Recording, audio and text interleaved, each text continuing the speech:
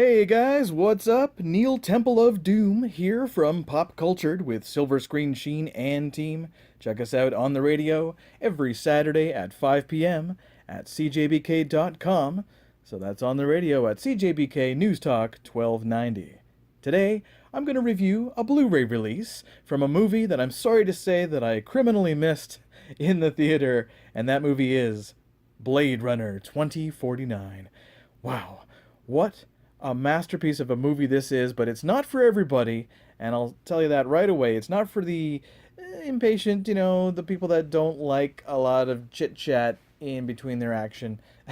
But it is a lot of fun. It is actually a really great movie. It does assume you saw the original Blade Runner from back in '82 at some point. I definitely recommend the final cut, Ridley Scott's final director's cut version of that without the narration. I don't like the Harrison Ford narration in the original film, and without it, I think it's perfect. It's a masterpiece. It's a cult classic. So how could they possibly make a movie as good as the original? As soon as they announced this movie, people were like, "Oh, I don't know, they're gonna ruin another franchise. They're gonna, try to make a franchise out of Blade Runner, and they're gonna fail." Well, it seems like it didn't do as well at the box office as it certainly should have, but that's probably because of the length of the movie. The visuals here are beautiful. Everything's so perfectly planned out, and so many shots are like paintings. It is just like the original film, which is a visual masterpiece as well. So I think that everyone did a great job in terms of the cinematography, the making the film look great. It really does look amazing. The cast itself is very good. I thought Ryan Gosling was a good choice as Kay, this Blade Runner who's tasked by Robin Wright to go hunt down this supposed child of a replicant. And the mother of this child is rumored to be Rachel, who was played by Sean Young in the original film. As you may recall, Harrison Ford's character, Deckard, he was in love with her, and so Deckard takes Rachel into hiding at the end of Blade Runner. And again, if you haven't seen the original Blade Runner, you really must in order to fully understand and appreciate what's going on. But basically, we have Ryan Gosling, who's trying to hunt down other replicants and retire them. And then when he meets up with Harrison Ford, that's where it kind of becomes this kind of a stalemate because of Jared Leto's character, who is this villainous Neander Wallace character, this guy who seems like he's kind of like the new Tyrell, I guess. He's the one who's making these replicants, and he seems to be a replicant himself as well. There were some very cool little spots in this movie, some nice surprises, and some familiar faces do show up here. I won't give anything away, but it is pretty cool, I gotta say. It was nice to see Lenny James in there. You remember him from The Walking Dead. He played Morgan on The Walking Dead, so it's cool to see him in there. And Sylvia Hoeks as well. I think that's how you say it. She plays a character called Love, who is another one of these replicants who's basically like an enforcer, for Jared Leto.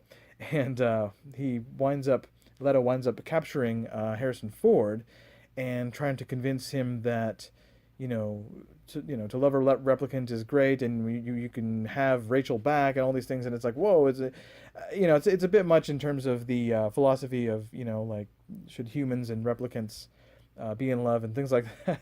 But the movie is mainly just a challenge to the audience. I will say, like, the challenge is, are you invested enough in this movie to stay with it? Because it is a long movie. It has a long running time, It's not a movie where you can just look down at your phone, and you'll miss stuff if you do that. You can't be easily distracted. So, again, I highly recommend it for sci-fi fanatics and big fans of the original film like myself, but I don't really recommend it for anyone that just kind of it doesn't really have the patience to kind of put up with a lot of story, especially if they haven't seen the original. Again, you got to see the original.